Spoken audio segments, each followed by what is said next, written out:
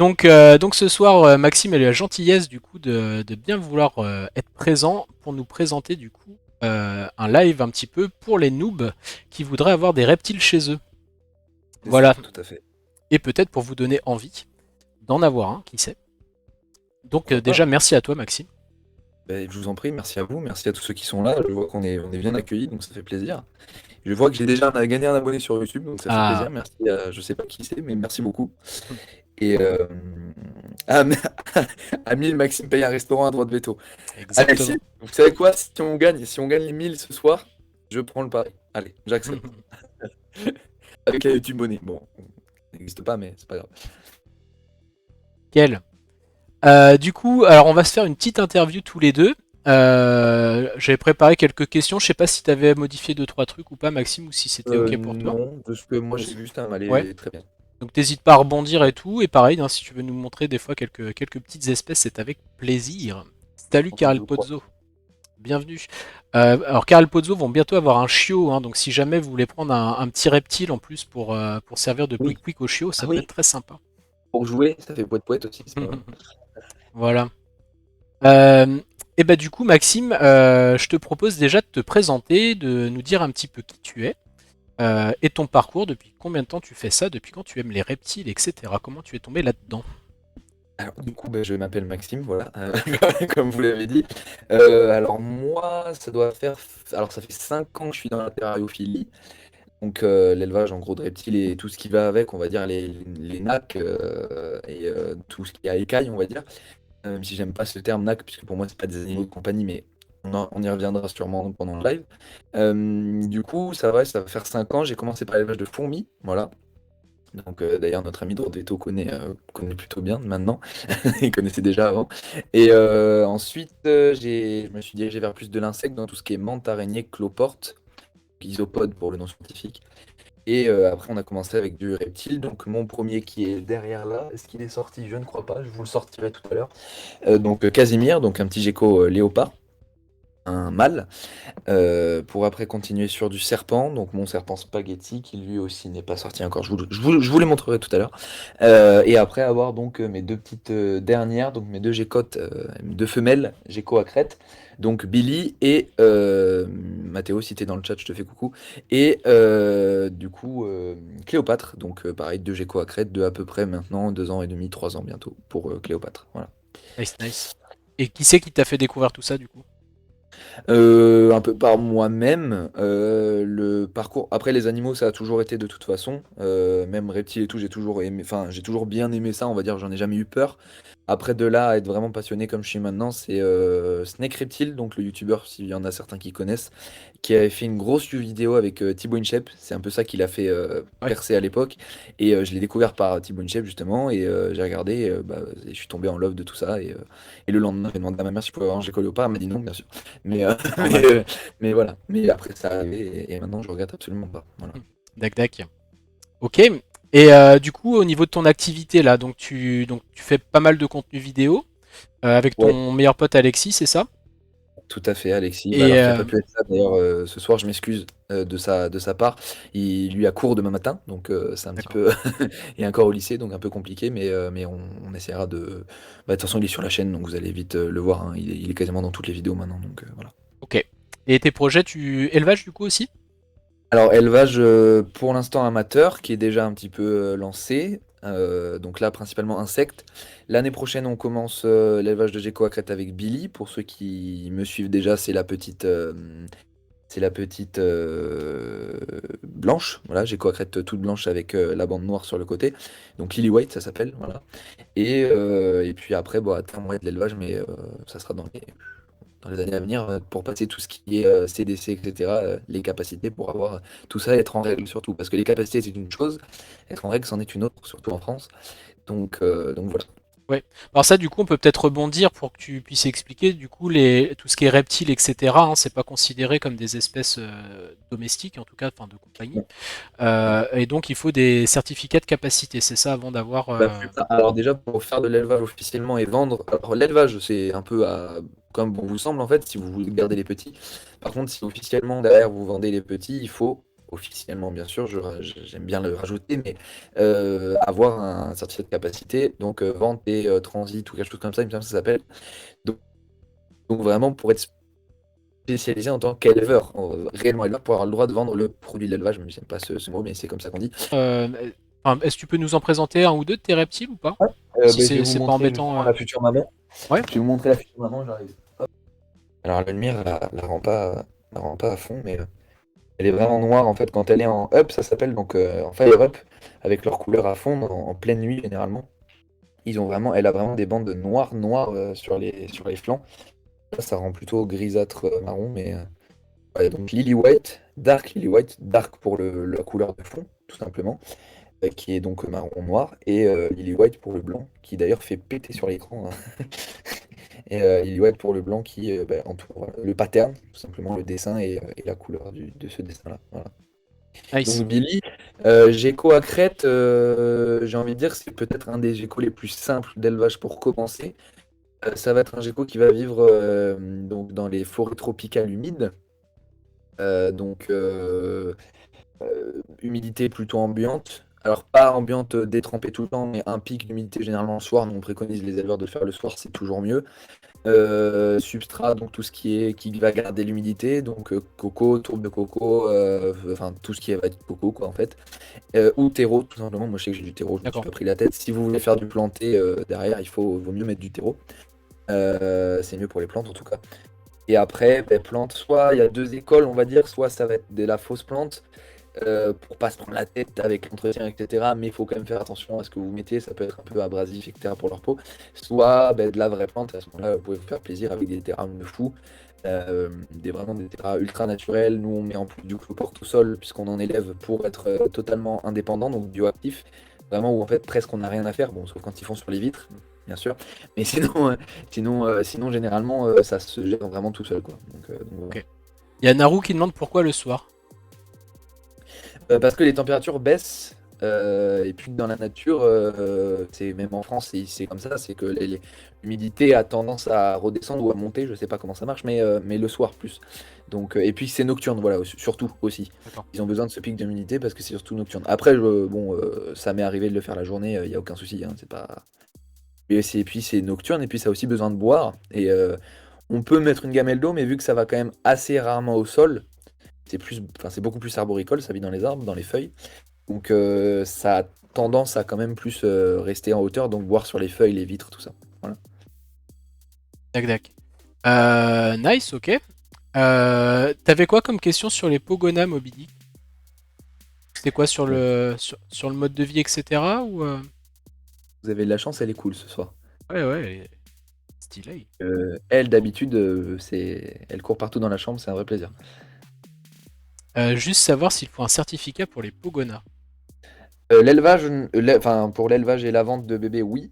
Après, comme ça, pour en avoir pour le plaisir, non du tout. Je crois que tu peux en avoir jusqu'à une quinzaine, il me semble, ou 10. Donc Enfin, tu je sais peux. qu'on peut en avoir un bon nombre sans certificat de capacité. D'accord, donc tu peux Après, acheter ça comme un hamster, quoi. généralement, ouais, voilà, oui, voilà.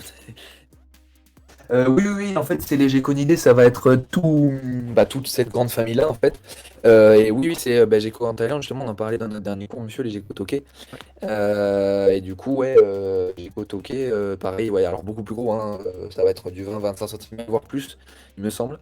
Mais oui, oui, oui, même famille, bien sûr. Et puis Ok, même comportement, pareil, nocturne aussi, humidité, pareil. Enfin, voilà. Après, ok, plus de chaleur, il me semble, les Gecko Toqués, mais je m'aventure pas sur un truc que je connais pas. Mais voilà. ça roule. Alors justement, ça m'amène à une question aussi que je voulais te poser. Pour quelqu'un qui débute, parce que là c'est un petit peu le principe là pour ce soir, quelqu'un qui, genre moi, tu vois, j'y connais rien, je débute, qu'est-ce que... Alors là je parle de reptiles au sens large, hein, tu peux mettre les serpents dedans, ce que tu veux. Quelles espèces tu recommanderais par exemple? Alors je vais faire enfin, déjà toutes celles que j'ai moi, enfin qu'on a nous, parce qu'Alexis a aussi un Gecko à crête, bon on pourra pas le montrer ce soir, mais voilà. Donc ouais, je dirais Gecko, tous les geckos en général, sauf certains qui sont vraiment pas encore assez répertoriés, mais Gecko à crête, Gecko léopard, il y a le Gecko, excusez-moi, j'ai plus le nom. Enfin, il y a pas mal de lézards, tout ce qui est Pogona aussi. On peut même commencer avec du varan en fait, hein, si on a les installations et qu'on a les connaissances, il y a certains varans qui sont pas si dur que ça, hein. Tout ce qui est varans à queue épineuse, Varanus acanthurus, les varans, j'ai plus le nom. Vous savez, les gros varans africains, là, mais pas, justement, qui sont pas soumis, c'est des varans pas soumis, varans des savanes, voilà. Et alors du coup par exemple, donc si on part donc de l'hypothèse d'un gecko, on va dire un gecko léopard ou un gecko à crête, des buts etc. En termes de matos, budget, tout ça, qu'est-ce que tu... Alors là, Voilà, pareil, qu'est-ce ça qu'il va faut? dépendre de l'espèce qui vous intéresse. Pour du gecko léopard, ça va être légèrement plus cher, voire même plus cher, puisque ça va être désertique, enfin semi-désertique. Donc du coup, ça va avoir besoin d'un petit peu de chaleur toute l'année. Et puis, plus d'insectes. Enfin, en fait, ça mange beaucoup d'insectes, ça mange quasiment que ça. Donc en fait, ça a besoin ouais, de plus, on va dire, budget nourriture, va falloir peut-être en prévoir légèrement plus. Ça reste très léger, mais légèrement plus. Sauf si vous faites votre élevage comme nous, à ce moment-là, bon, c'est vachement plus facile, mais voilà. Après, le setup, si c'est du neuf, ça peut vite monter. Surtout si on fait des belles installs. Moi, je sais que le mien, c'est le minimum syndical parce que je suis pas chez moi encore, donc je peux pas leur fournir des énormes terrains. Mais donc 60, 45, 45 de haut et de large et 60 de long. Et il m'a coûté 9, plus de 120 ou 130, je crois. Alors après, j'étais débutant à l'époque, donc j'ai pris ce que j'avais vu sur les vidéos YouTube Exoterra parce que c'était le mieux, le machin. Franchement, vous prenez du Terra Atlantis, vous prenez du. Il y a plein de marques, après, faut vous renseigner. Moi, les trois autres Terra là que j'ai, je les ai eu trois quarts moins cher parce que je les ai pris à des particuliers sur le bon coin. Enfin voilà, il y a plein de trucs. Puis en plus, la Terrario, c'est une petite famille, on va dire, même si bon, il y a des conflits des fois, mais tout le monde, plus ou moins, surtout dans les régions ici, dans la région bordelaise, on n'est pas beaucoup à en faire. Donc tout le monde se connaît plus ou moins, et puis après ça crée des contacts aussi. Donc c'est voilà, voilà. Moi je sais que la personne qui m'a vendu le terrain pour mon serpent m'a proposé des œufs là récemment d'une autre espèce. Enfin voilà, il y a plein de contacts qui peuvent se créer derrière, donc c'est ça aussi qui est cool. Donc voilà, pour revenir au budget, ça va dépendre. Si vous avez les bonnes affaires, vous pouvez en trouver à 50, 60. Après, bon, ça va monter un peu plus en fonction aussi de la taille que vous leur mettez, hein. C'est sûr que voilà, moi c'est pour le Gecko à crête, c'est du 45, 45, 60 de haut. Et bah, j'ai eu 9, il coûte à peu près 120 dans le commerce. Je l'ai eu à 50 euros celui pour Billy. Donc il y a un petit pet au niveau du haut là, un peu le guerrier un peu cassé, mais rien de dangereux ni pour la bête ni pour moi. Et puis il y a pas de souci quoi. Enfin, je veux dire, c'est pas ça qui va faire que je vais me plaindre. Donc voilà. Tout ce qui est substrat, pareil, après ça va dépendre du coup de l'espèce que vous prenez. L'excavator va forcément coucher. Pour montrer, c'est le substrat qui ici, c'est du sable très argileux en fait. Il va durcir, donc pour éviter les résidus, pour éviter les occlusions intestinales, tout ça. Et c'est vrai que ça va forcément coûter légèrement plus cher, puisque c'est de la marque, on va dire brevetée, etc., que de la terre de jardin ou du terreau avec des feuilles mortes, des bouts de bois morts, etc., qu'on peut mettre du gecko à crête, voire même de la tourbe qui vaut vachement moins cher. Voilà. Si vous voulez des espèces plutôt simples comme moi, parce que j'ai absolument pas la main verte, vous pouvez mettre très peu d'argent dans les plantes. Si après derrière vous aimez, je sais que Mid Reptile et Guise, par exemple, ils adorent les plantes, bon bah derrière là après ils mettent, voilà, ils vendent des boutures de plantes à 400 balles. Moi c'est pas mon délire, mais je sais qu'il y a des gens ils aiment ça. Après voilà, chacun fait ce qu'il veut. Et après, vous pouvez aussi pas vous prendre la tête, ce que je disais, à mettre des plantes en plastique carrément. Bon, ça fait moins joli forcément le rendu, moins esthétique, moins naturel, mais ça marche tout autant. Enfin voilà, hein, il peut se cacher tout autant dedans, et voilà, hein, donc voilà. Ah, donc on va dire, allez, pour du gecko léopard, si vous passez sur un setup tout neuf comme moi j'ai fait, vraiment que du neuf, entre 450 et 500, dedans, je veux dire. Et L'éclairage peut coûter un peu cher pour les plantes, si vous voulez c'est là faire que des j'allais installs. en venir, ouais. Éclairage, tapis chauffant, brumisateur, tout ça ou pas? Et c'est Sur ça les qui va geckos, ouais. coûter le plus Ouais. cher, voilà, c'est ça. Parce que ça va être de l'électronique la plupart, donc forcément ça coûte cher. Moi je sais que du coup j'avais acheté une grande rampe pour ma première Gécotte à crête du coup, donc j'ai divisé en deux puisqu'elle peut s'élargir, je l'ai divisé en deux, je l'ai mis sur les 2 Tera. Donc du coup ça fait un peu moins de lumière par Tera, mais moi ça me permet d'éviter de racheter 50 balles d'électricité derrière, et puis de consommer encore avec une nouvelle lampe, etc. Parce que mine de rien ça aussi derrière avec ce qui se passe en ce moment niveau électricité en plus ça rajoute aussi. Après, tapis chauffant, Gecko à crête, si votre pièce descend pas trop, ils en ont pas besoin. Ça va presque même être l'inverse. Je sais que moi, l'été, ils ont presque besoin qu'on rafraîchisse la pièce plus D'accord. que la faire chauffer. Puisque faut savoir qu'en dessous de. Alors, les éleveurs de mid reptiles vont me rattraper si je dis des bêtises, parce qu'ils se connaissent, ils sont vraiment vachement plus calés que moi, mais en dessous au-dessus de 27, 28, ça commence à être chaud pour du Gecko à crête. D'accord, ok. Donc, moi, dans ma pièce, ça peut monter jusqu'à 30 l'été. Donc c'est un peu chaud. Voilà. Si ça reste 1 ou 2 jours, ça va le faire. Après, si pendant 3 mois d'été vous êtes à 30, bon, sur le long terme, ça va pas être bon. Après, en dessous de 18, faut pas que ça descende trop en dessous de 18. Moi, je sais qu'il fait rarement en dessous de 18 dans ma chambre parce que ça chauffe vachement. Mais voilà, température ambiante, si c'est entre 18 et on va dire 25-26, quoi. Donc y a pas de problème, quoi. Ok. Voilà. Et en termes de serpent, pareil, si serpent débutant, tu conseillerais quoi? Bah, pareil, ça dépend de vos goûts, ça dépend des couleurs que vous voulez, ça dépend du comportement. Moi, je sais que j'ai un ami qui est venu me voir qui voulait commencer dans le serpent avec du serpent qui était assez vénère. Donc, bah voilà, après, ça dépend. Moi, je sais que j'ai préféré commencer avec du cool parce que c'est plus ma façon de voir ça. Mais après, il y a des gens qui aiment se mettre du challenge, donc je comprends aussi. Donc, bah, bien sûr, Panthéophis gutatus, donc ce que j'ai moi. Je vais vous le sortir juste après, je vois sa petite tête là. On peut commencer avec du boa aussi. Si Ouais. on a les installations, c'est une espèce qui est vachement bien pour commencer aussi. Il y a aussi Guise et Matteo et Lidmila qui ont de l'Antaresia aussi. Il me semble que c'est une espèce qui est pas trop difficile pour commencer. Donc ça va du python, il me semble. Je veux pas dire de bêtises, mais je crois que c'est du python australien, l'Antaresia. Après, tous les types de couleuvres en fait. Généralement, si on se renseigne bien sur l'espèce, ça peut le faire. Il y a des couleuvres qui vont être plus asiatiques, donc plus frais. Il y a des couleurs américaines qui vont être à température ambiante enfin, entre 25 et 28. Voilà, ça après, ça dépend vraiment de ce que vous cherchez, de ce que votre pièce est là, de ce que vous pouvez lui accorder comme taille de terrarium. Bien sûr, si vous commencez avec du bois, bon, bah, on peut commencer bébé dans un petit terrarium, Ouais. mais à terme, va falloir prévoir le terra qui va avec. Parce que même si ça bouge pas énormément, faut quand même, voilà, faut pas abuser. On les met pas dans des terras de 60 centimètres, quoi. Ah, nice. Pour ceux qui connaissent un peu la bête, qui l'avaient vu à l'école, tout ça, bon, il a bien grandi quand même. Donc voilà, ce petit spaghetti qui devient, là c'est presque une Ouais. cannelloni à ce Oui, niveau-là, c'est mais ça, ouais, il devient un gros spaghetti. Ouais. voilà, qui a dépassé le mètre, je pense, qui doit faire à peine un petit mètre. Ça reste un mâle, hein, et puis il a que 2 ans, donc ça va pas être un gros gabarit, je pense. Voilà, donc Pantherophis gutatus. Classique Het diffused, donc ça va être la coloration qui se rapproche pas mal de la nature en fait, sauf qu'il va être un peu plus rouge orangé puisque sa maman était diffusée, donc c'est une couleur vraiment rouge, rouge sang, enfin, rouge pétant quoi. Ce qui explique les grosses taches rouges qu'il a bien rouges là. Ok. Donc lui il a que 2 ans, donc oui il va encore prendre peut-être aller une quinzaine de centimètres. Il y a moyen, si je continue à nourrir comme je nourris, il y a moyen. Bah, d'ailleurs, tu le nourris tous les combien? Alors lui on est passé, alors sous les conseils d'un pote à moi qui en a beaucoup, je le nourrissais tous les 3 semaines, Ouais. sauf que je le nourrissais avec du petit. C'est-à-dire Donc de l'embryon? ouais, alors pas de l'embryon parce que là, l'embryon, il en mange une dizaine, hein, mais, mais de la sauteuse. Donc en fait, c'est le stade entre les bébés vraiment souris et adultes. C'est un peu une souris adolescente, quoi, voilà, une souris qui a plusieurs semaines, voilà. Et du coup, je le nourrissais avec ça, donc c'était un peu petit pour le nourrir toutes les 3 semaines. Du coup, je le nourris ouais, tous les 2 semaines, entre 2 semaines et 20 jours, quoi, à peu près. Et voilà. Il mange très très bien. Et là, je pense qu'il va passer sur de la souris. Je finis mon stock de sauteuses et après, il va passer sur de la souris adulte. Et on passera toutes les 3 semaines pour en fait pas changer après derrière le régime.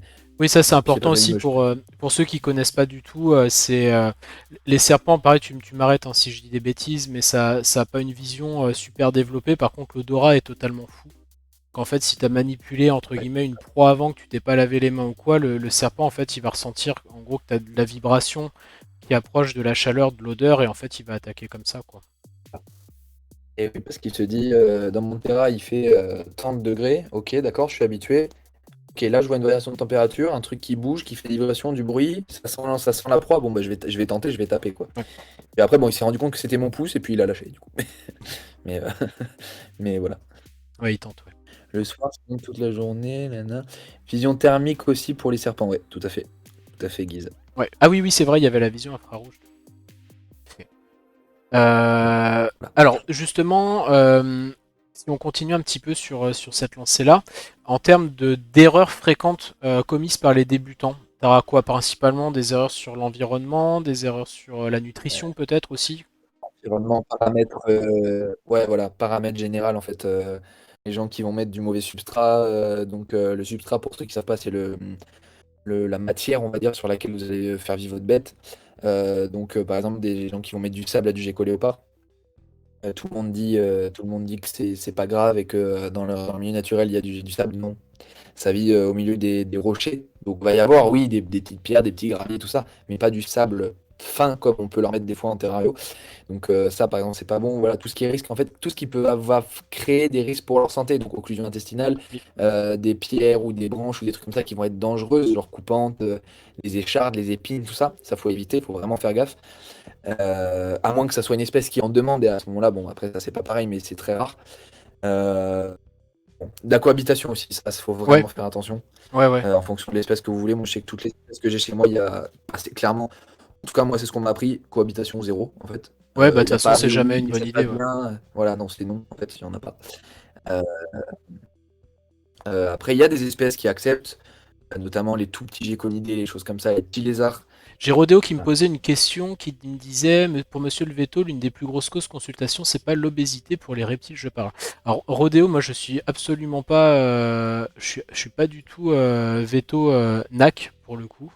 Je suis vraiment chien-chat. Alors les reptiles, j'ai commencé à m'y intéresser pour faire les cours à un de mes étudiants. Pour moi, là, si je te dis pas de bêtises, sur les études globalement, les causes de consultation fréquentes, il y en a une que j'oublie. Tu dois avoir les rétentions d'œufs et tu dois. Alors, tu as les problèmes gastro-entérologiques et tu as les problèmes ostéo-articulaires. Tu sais tout ce qui est ostéofibrose. Quand ils ont des problèmes justement de carence, carence en calcium par exemple. C'est plus là-dessus en fait que tu as en tout cas sur ce que moi j'ai vu quand on a travaillé ensemble, notamment avec la classe de Maxime. euh, voilà, où tu avais des problèmes, mais en tout cas l'obésité est bien connue quoi. Ouais, occlusion, carence en calcium, donc qui font de l'ostéofibrose, ouais, et problème gastro. Je crois s'il y a pas mal de problèmes de peau, il me semble, que ce soit des problèmes, ouais, tout ce qui est inflammation, enfin dermatite et un petit peu de parasitisme aussi, il me semble. Et hey, Petite c'est Cléopâtre, donc Cléopâtre ma ça, ouais. première, sa première gécotte à Crète. Et elle aussi a bien mangé à la cantine, hein, on va pas se mentir. Alors elle, c'est un peu particulier son histoire, c'est qu'elle a été très très très mal nourrie les premières années de sa vie, les premiers mois de sa vie, puisque ça fait que 2 ans elle est chez moi. Et du coup, elle était en... Enfin, pour vous dire, il y a 8 mois, elle faisait 5 grammes. Voilà. Donc elle a bien pris. Ouais. Et peut-être trop pris, du coup. Voilà, je reconnais mon erreur. Donc là, elle est en baisse un peu de régime niveau mangeage. Et voilà, donc elle a reperdu un petit peu. Et après, bon, c'est un gabarit, on va dire, classique si je voudrais faire de la reproduction, parce qu'il leur faut des réserves, tout ça. Vu qu'avec elle, je veux pas faire de reproduction, parce que niveau génétique, c'est un peu du n'importe quoi, ça aussi, bref.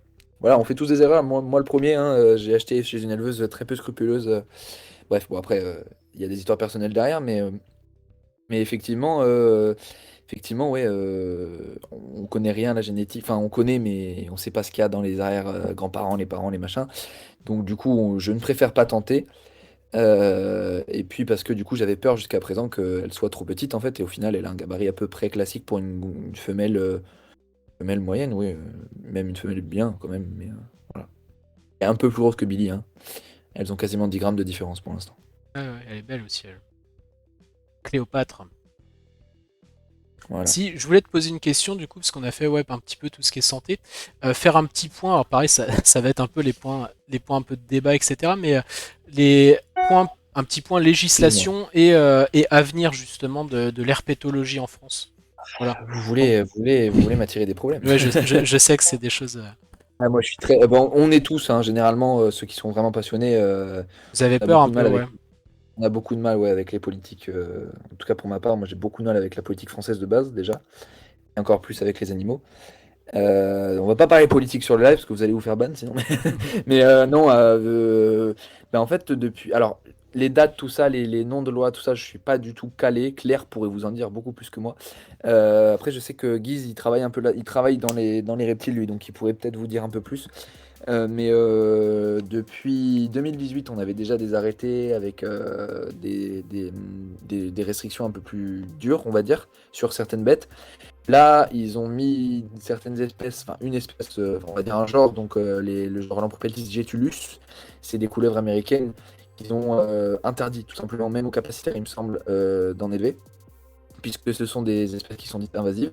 Ouais. Alors reconnues invasives dans certaines régions ou pays, donc du coup on fait tout l'inverse, c'est-à-dire bienvenue en France, c'est-à-dire qu'on arrête entièrement de les reproduire. Comme ça c'est sûr, si en une année il n'y en a plus, bah, c'est-à-dire il n'y en a plus du tout, c'est très bien. Voilà, bon ça c'est mon avis, mais voilà. Après, voilà, à contrario, c'est quand même une espèce qui s'élève très facilement et qui se développe dans des milieux, mais on se dit, mais jamais. C'est là aussi où on voit que ça s'adapte plutôt bien quand même, parce que on leur dit, ouais, il faut les élever à telle température, telle humidité, tel machin. Au final, il y en a en France qui ont survécu, il y en a aux États-Unis qui en ont survécu dans des régions où absolument pas normalement on doit en retrouver, il me semble en tout cas. Donc, du coup, c'est passé. Donc là, ils sont en train de réfléchir à une liste positive, il me semble qu'ils appellent ça comme ça, où en gros, en fait, ils vont nous mettre des espèces sur cette liste, et soit il va y avoir besoin d'une formation d'un temps, nombre d'heures, etc., ce qui au final n'est pas plus mal, je trouve. Même pour des espèces comme ça, où bon, là, je trouve que c'est peut-être un petit peu trop, peut-être quand même. Mais c'est aussi ce truc-là où moi je me suis. En fait, la formation qu'ils imposent, moi je l'ai faite moi-même tout seul en D'accord. enseignant pendant des mois et des mois en fait. Et ça, je pense qu'ils ont raison de l'imposer. Ouais, Rodéo qui dit, je pense qu'il faut responsabiliser les propriétaires et nouveaux propriétaires d'animaux, mais de toute façon, je suis d'accord avec toi, hein, et puis de façon générale. Hein. Pas du tout le même type de gecko cette fois-ci. Gecko, lui, qui va être déjà un peu plus long et un peu plus gros, vous pouvez voir quand même la différence. Ouais. Et qui va être en donc semi-désertique. Donc qui va. Alors ça peut grimper, hein, mais ça va vivre principalement quand même au sol. Voilà. Et donc là, vous voyez à peu près la couleur qu'il peut avoir de base, même s'il est un peu plus terne que d'habitude, il est beaucoup plus pétant d'habitude.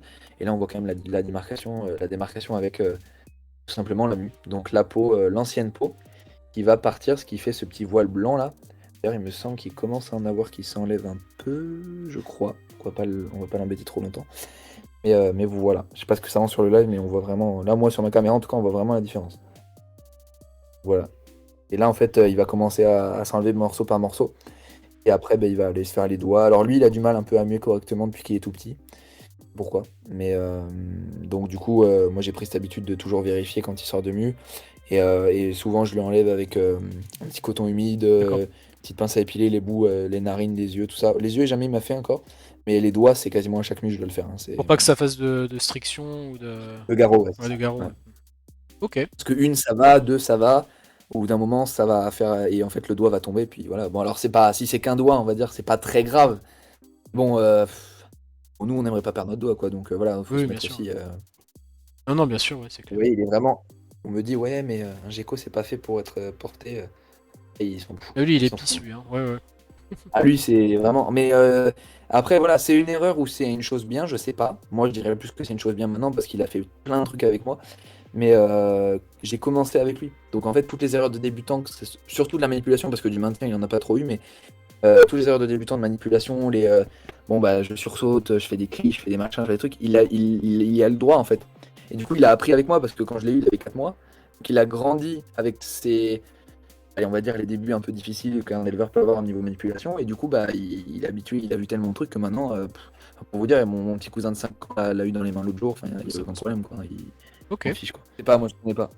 Attends, il y a Tutuche qui demande, tu peux mettre tes animaux, enfin certains ensemble. Multi-espèces, c'est pas trop reco, non, normalement. Alors, sur les espèces que moi j'ai, en tout cas, non. Parce que bah, déjà, tu peux le voir, les paramètres sont pas du tout les mêmes. Après, pour ce qui est, il y a des bacs communautaires, notamment mon ami Chester, qui n'est pas là ce soir, Ah oui, c'est mais vrai, qui, ouais, ouais, ouais. voilà, lui a fait un bac communautaire, mais en fait, c'est un énorme bac en longueur et en largeur. Où en fait, chacun va un peu avoir son petit territoire si jamais il y a besoin de se reculer dans un endroit, etc. Et avec plein de cachettes, machin, enfin voilà. Et du coup, et c'est des espèces qui vivent à peu près dans la. Alors, je veux pas dire la même région parce que je m'y connais pas, ces espèces-là, mais dans la même type de paramètres. Donc va pas y avoir ce problème en mode là c'est trop chaud donc le gecko il va mourir, là c'est trop froid donc ils vont chercher à prendre le point le plus chaud et donc ils vont se tuer machin. C'est un peu chacun fait sa vie et puis tranquille quoi.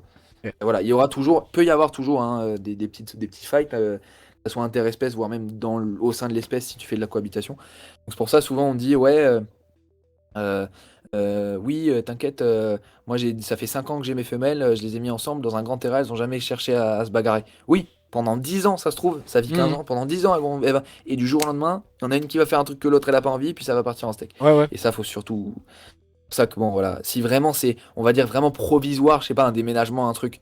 Allez, si on surveille bien, ça peut se faire. Mais vraiment quelques jours, semaines, quoi. Pas plus, parce que sinon, ça peut vite déraper, quoi. Puis après, bon. On me dit, parle de Et voilà, l'autotomie, ouais. De l'autotomie du lézard. Oui.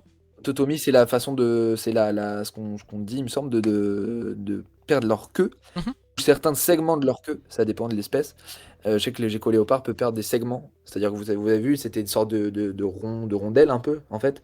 Et il peut les perdre juste par segment ou perdre l'entièreté en fonction de comment on l'embête, Ouais. comment on le fait stresser. Et du coup, alors sur certaines espèces, ça peut repousser.